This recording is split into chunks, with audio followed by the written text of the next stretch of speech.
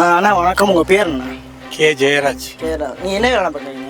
நான் ஐசியா வியாபாரம் பார்க்குறேன். எத்தனை வருஷமா நீங்கள் வியாபாரம் பார்த்துட்டு இருக்கீங்க? நான் 28 வருஷமாக பார்க்குறேன். 28 வருஷமா. எந்த ஊரில் பார்க்குறீங்க? நான் புதுக்கோட்டையில் இருந்து ஆட்டாங்குடி, அமுனசமுத்திரம், மல்லாங்குடி, பேரையூர், பரணிக்குடிப்பட்டி, கும்மங்குடி, மேலத்தெரு, மகாலிங்கபுரம், நச்சாந்திப்பட்டி, கோட்டு, தாளம்பட்டி, அவ்வளோ அந்த ஊரில் மட்டும்தான் வியாபாரம் பண்ணுவேன். வேறு எந்த ஊருக்கும் போக மாட்டேன். எந்த ஊருக்கு போக மாட்டேங்க. உங்களுக்கு எத்தனை பிள்ளைங்க இருக்காங்க? எனக்கு ஒரே ஒரு பையன் தான்.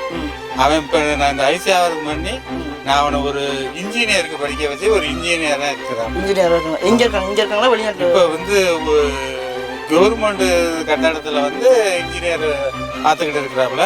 மயிலாடுதுறையில் வந்து பஸ் ஸ்டாண்டு கட்டிக்கிட்டு இருக்காங்க. மயிலாடுதுறையில் வந்து பஸ் ஸ்டாண்டு கட்டிக்கிட்டு கவர்மெண்ட் இன்ஜினியராக இப்போ மாறிட்டாங்க. கவர்மெண்ட் இதில் வந்து வேலை பார்த்துக்கிட்டு இருக்கிறாங்க.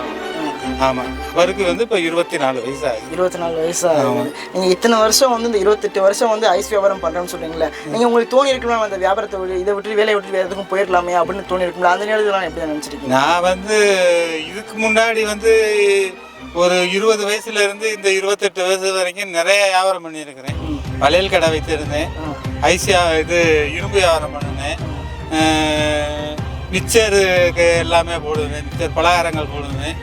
எல்லா தொழிலும் பார்த்தேன். அதெல்லாம் எனக்கு வந்து சரியாக செட் ஆகலை. அதனால இந்த ஐசி வியாபாரமே இப்போ எனக்கு நிரந்தரமாக ஆகிவிட்டது. எப்படி இருக்குது? இப்போ இந்த மழை வர டயத்துலலாம் நீங்கள் வந்து வியாபாரத்துக்கு வந்திருப்பீங்க, மழை வரும், அந்த நேரத்துலலாம் எப்படி தான் இது பண்ணுவீங்க? நாங்கள் இந்த மழை நேரத்தில் வந்து பெரும்பாலும் வந்து வியாபாரத்துக்கு வரமாட்டேன். அப்படி இடையில வந்துருச்சுனாலும் எங்கேயாவது நின்றுட்டு இருந்துட்டு போயிடுவேன்.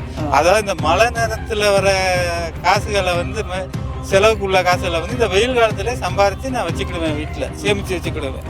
அந்த காசை வந்து சிறிய செலவுக்கு பண்ணிக்கிடுவேன். நான் வியாபாரத்துக்கு. இப்போ நீங்கள் வீட்டில் யாரெல்லாம் இருக்கீங்க?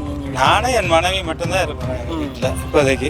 நான் ஒரு அடுக்குமாடி குடியிருப்புல வந்து இருக்கிறேன். இப்போ குடியிருக்கிறேன். ஆமாம். புதுக்கோட்டையில் எங்கே நான் குடியிருக்கீங்க? நரிமேட்டில் 1920 வீடு கட்டியிருக்கிறாங்க. அதில் வந்து 96,000 ரூபாய்க்கு ஒரு வீடு வாங்கிக்கிட்டு அதில் வந்து நான் நல்ல சந்தோஷமாக இருக்குங்க. இப்போ வரக்கூடிய இளைஞர்களுக்குலாம் வந்து நீங்கள் வந்து கொஞ்சம் முன்னேறி வர்றதுக்குலாம் என்ன நான் சொல்லுவேங்க? முன்னேறி வரணும்னா நம்ம காலையில் வெள்ளனே எந்திரிச்சு வேலைக்கு போகிறது, வியாபாரத்துக்கு போகிறது, எதாக இருந்தாலும் காலையிலே போயிடணும்.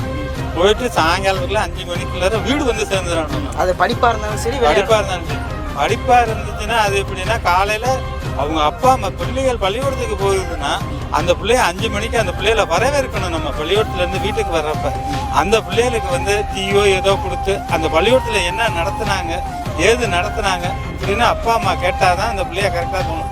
ஆனால் இப்போ இருக்கிற காலத்தில் இப்போ இருக்கிற பிள்ளைய வந்து செல்ஃபோனை நோண்டிக்கிட்டு ஃபோட்டோ விட்டுறதுக்கு எல்லாத்துலேயுமே அந்த செல்ஃபோனை பிடுங்கி வச்சுக்கிட்டு அது என்ன பண்ணணும் ஏது பண்ணணும்னா அந்த 5 மணிலேருந்து 5:30 டீ எதுவும் டிஃபன் எதுவும் கொடுத்துப்பட்டு ஒரு 8:30 மணி வரைக்கும் அதுகளை படிக்க வச்சுக்கிட்டு 8:30 மணிலேருந்து 9 மணிக்குள்ளே அதுகளுக்கு சாப்பாடை கொடுத்து படுக்க வச்சிடணும். அதை படுக்க வச்சாதான் அது காலையில் வெள்ளனை எழுந்திரிச்சு 6 மணிக்கெல்லாம் எழுந்திரிச்சு அது திரும்ப படித்து அது திரும்ப அதுதான் இந்த காலத்தில்.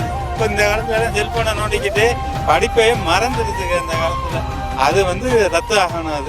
அதுதான் செல்ஃபோன் வந்து யூஸ் பண்ணக்கூடாது. அவ்வளோ யூஸ் பண்ணக்கூடாது. கரெக்டாக படிப்பு படித்து முடிச்சோம். இப்போ என்னுடைய மகன் வந்து 23 வயசு தான் ஆகுது. ஆனால் கடைசி வருஷத்துல தான் அவனுக்கு செல்ஃபோனே வாங்கி கொடுத்தேன்னா. அதுவும் எதுக்காக வாங்கி கொடுத்தேன்னா இந்த செல்ஃபோனில் வந்து தான் பரீட்சைன்னு ஒரு இது வந்தனால அதனால் அந்த 23 வயசுல தான் அவனுக்கு செல்ஃபோன் வாங்கி கொடுத்தேன். அது வரைக்கும் சும்மா சாதா செல்ஃபோனு தான் வச்சு நாங்கள் யூஸ் பண்ணிக்கிட்டு இருந்தோம். இப்போ தான் இந்த செல்ஃபோனால் இந்த பட்டன் செல்லெல்லாம் அப்புறம் தான் வாங்கி கொடுத்தேன். இப்போ அவர் என்னென்னமோ வாங்கி வச்சிருக்கிறாரு. இப்போ அவர் சம்பாதிக்கிறதுனால அவர் என்ன வேணாலும் வச்சுக்கலாம். அது அவளுடைய தனிப்பட்ட இது நம்ம இது கண்டுக்கோங்க. ஆனால் வரவு செலவு பூராமே எல்லாமே நாங்கள் தான் பார்க்கணும். இன்னும் ஒரு ரூபா கூட அவன் வந்து எங்களை மீதி வந்து செலவு பண்ண மாட்டான். அதுதான் சரி. ஓகேண்ணா, ரொம்ப நன்றி.